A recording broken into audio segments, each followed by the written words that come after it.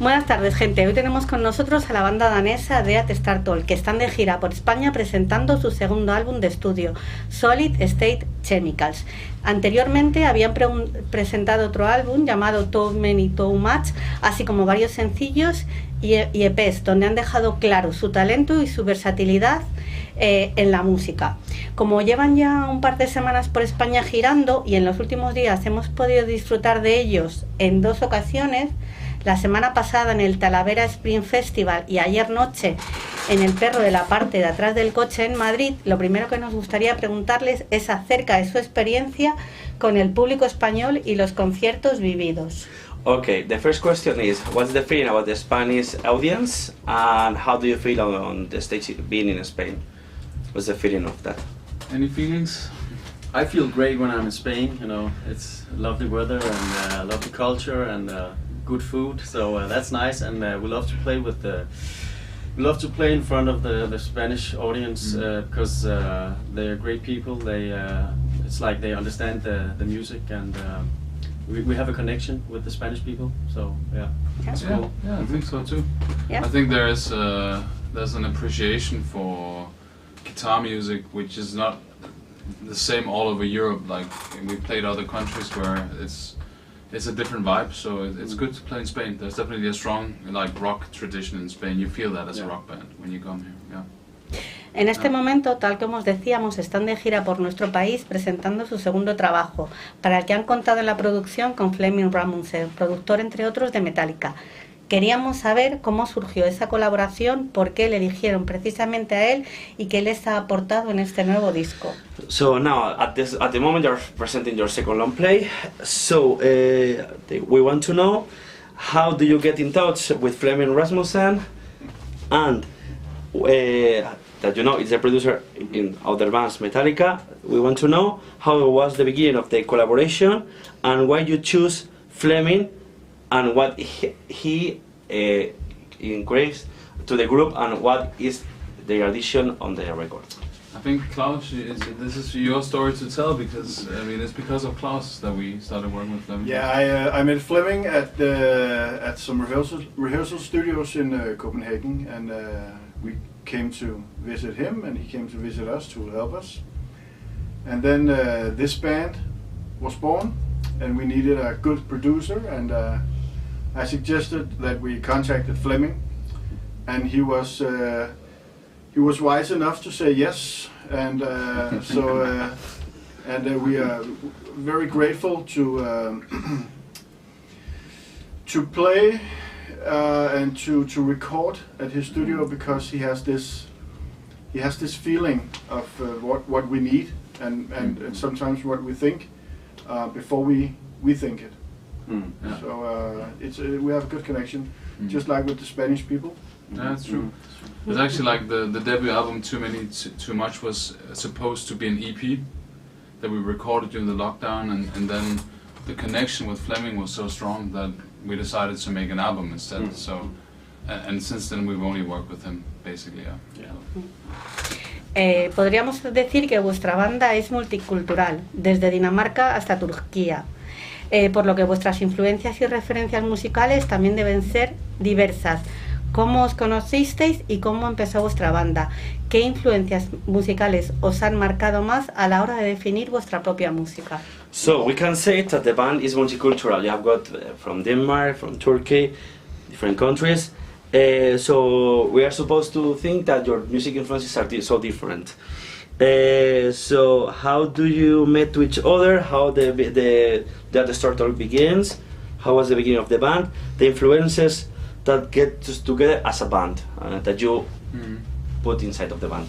Yeah, it's like old friendship, right? I mean, we played together in the past when we were like younger, and then didn't play together for more than 10 years. And then just before the pandemic, we had a Christmas reunion where we got very drunk in December 19th. It's like, yeah, we should do the band again. Yeah, definitely. Come on, rock. Yeah, we can still rock. And then the pandemic came, and all of a sudden we actually had time to write songs. And then actually that's why we ended up in the studio with Flemming, as Claus was saying, you know. That was then in October 2020 that we started recording with Flemming. So it all yeah, I mean, it was like this typical talk when drunk, but it actually turned into something, and that's why we're here now. Yeah. So. Yeah. A la hora de componer vuestras canciones, ¿qué os inspira? ¿En qué os basáis para escribir? At the time that you are creating the songs, what's the inspiration? What's the feelings that you have from writing, and what's the back from creating the songs? I think maybe you guys can say how you feel, but like the writing process in the band is basically that I write the songs, like roughly speaking, on an acoustic guitar with the lyrics and the melodies, and there's no recipe for songwriting. To me, they just fall out of the sky. I don't know how it works, but to me, songwriting is something that comes in a flash, and all of a sudden there's a song. I never planned to write a song, so the songs come when they come, and it's the closest thing to magic I know. It's quite fascinating, I think. But I don't know how you guys write, how it is for you with that process, because obviously then I shoot out a lot of songs, and you guys then have to you work on send your parts. all the parts for us, and all the rough songs, and then we put in our stuff, you know. Yeah, we all come from musical backgrounds, and we put that into Christian's thin songs. We don't control each other, you know. I think that's the cool thing is everyone, like, I don't tell anyone what to do, so they do write, like they all add their impact and their influence to it. And I think that's a cool thing about this friendship trust thing, like that there's a lot of freedom. There's no rules like for how. Yeah, it starts with a voice and an acoustic guitar, and then it grows from there. Build it up, and a lot of the things also happen at the studio, at Fleming's studio, especially the lead parts where I play the solos and stuff. It's you know, just try to take 2, 3, 4, 5 takes and then intuition, you know, and go with the best take. Yeah, that's it. Durante estos días y la planificación de vuestro viaje, ¿habéis escuchado o descubierto bandas españolas que os hayan gustado? ¿Alguna en particular? Yes. What? During this tour, preparing the tour, have you discovered any Spanish band that you like it, or you have some Spanish band that you like? Yeah, 107 Fuentes. Who? But they're from Argentina, right? And I discovered them. Yeah, that's And then I'm a big fan of Heroes del Silencio. Okay, And I really get a lot of reaction from people meeting this nostalgic band, this old band from the 90s. So we get a lot of thumbs up, and so and I hope that the lead singer will hear us once, so we can come and So support them. But they don't exist anymore. But the lead singers. But also like a shout to Santo Porto that we played with last night. I thought they were really brilliant, like really interesting duo, and also how she like plays the electric guitar in a Spanish technique. Super interesting band. And we're playing with a guy called Ben Marcos in Barcelona tomorrow, and I really like his music as well. So yeah, so we have gotten to know a few new ones as well. Yeah. En un mundo tecnológicamente continuo cambio, con todas las redes sociales existentes, ¿cómo lleváis vosotros con ese tema? ¿Manejáis vuestras propias redes sociales o alguien os echa una mano? Okay. We live in a world with a lot of, internet and these things. How do you feel about that? How do you deal with that? Who is working on the social media with the bands? You have your own social media. You are the social media from the band? No. I think honestly most of that falls to me, but that's also because like my job is in a music PR company. Like that's how I make my living. So it falls naturally to me. Yeah. And you're very good at it. Yeah, you are. I think it gives us a lot of spare time. So it's too time consuming to be honest, but yeah, you gotta do it, right? Yeah. Bueno, aunque ya nos habéis hablado un poquito de vuestra experiencia personal en España, la comida, la gente, el entorno, he visto por ahí alguna foto en la que os estabais comiendo un cachopo. ¿Cómo va ese tema de la comida en España? I will translate it, but you know it. We have been speaking on the interview about the feelings in Spain, food and these things. And we saw on social media that you have been eating a cachopo.